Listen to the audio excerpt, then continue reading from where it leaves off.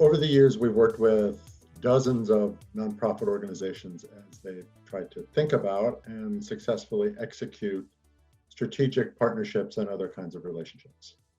And invariably, the question comes up as to how this process and how these relationships with nonprofits may differ from those with for-profit businesses and for-profit corporations.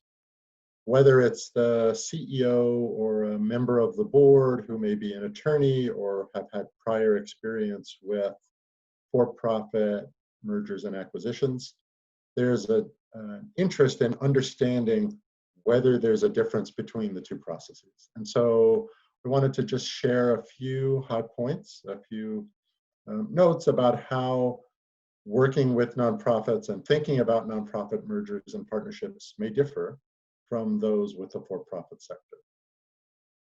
First, it's important to keep in mind that a for-profit business has owners, and the owners generally base their decisions on a financial bottom line. Does this decision help us generate more revenue and more profit? If so, then it's likely we should move in that direction.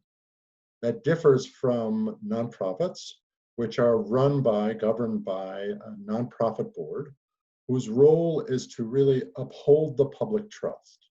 And they do so by advancing the organization's mission. And so while the board is responsible for making sure that a nonprofit organization uses its resources, its finances, its human resources, and other kinds of resources effectively, the board really must base its decision on how those actions will affect the organization's mission and a sense of shared values. For-profits also have the benefit and the luxury of using money and other financial incentives to encourage another organization, another company to merge or to be a target for an acquisition. They're often motivated to merge as a way to create efficiencies through reductions of staff, and often decide to merge, then engage in some financial analysis. What do the financials look like? Do some legal review, legal due diligence, and then work out the details afterwards, the structure, how the staff will fit together, et cetera, afterwards.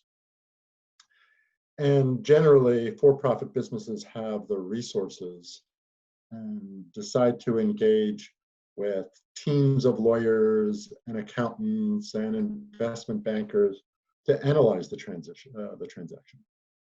For-profit businesses also tend to have the luxury of resources and actually decide to engage teams of lawyers, investment bankers, and accountants to analyze the transaction. In the nonprofit setting, we do not have the same kind of financial levers or incentives to encourage a partnership or a merger. Decisions about whether to move forward with an exploration, let alone to actually enter into a relationship, really need to be and are grounded in mission and advanced by the trust and the relationships that are developed between the leadership. Most nonprofits are lean, and so merging is more about positioning a new organization for growth rather than for eliminating what might be referred to as redundancies, overlap in staff, or excess capacity. Different from the for-profit context, with nonprofit mergers or strategic relationships, we first want to make sure that there's some alignment of vision and mission. Is there a sense that together there can be stronger impact that's created? And then determine whether that alignment, that stronger vision, that stronger impact can be advanced through a partnership.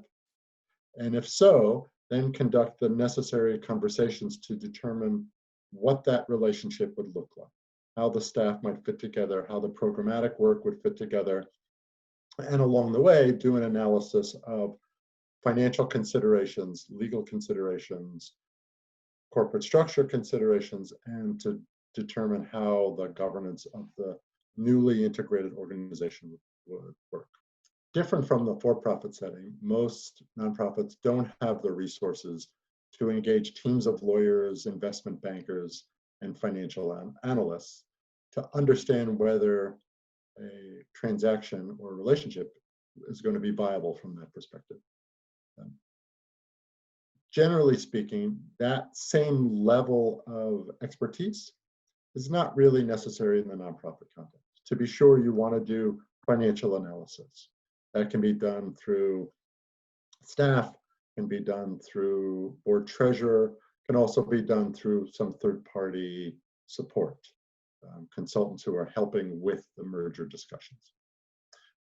It is critical, however, to understand the legal implications of the relationship and to understand the legal positions of both organizations prior to entering into a relationship. And so engaging legal counsel is really an important piece, whether in the nonprofit or the for-profit sector. However, generally speaking, you'll need attorneys and financial support for a more limited scope of work.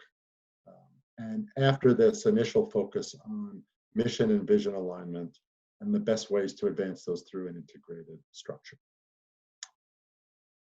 And finally, once the decision has been made to actually move forward, there's a lot of work that needs to happen to execute the relationship. And here's a place where we in the nonprofit sector have benefited from many of the lessons learned in for-profit mergers and acquisitions, specifically the importance of paying attention to how to integrate the staff, how to integrate the cultures of the organization as really fundamental pieces of building a successful relationship.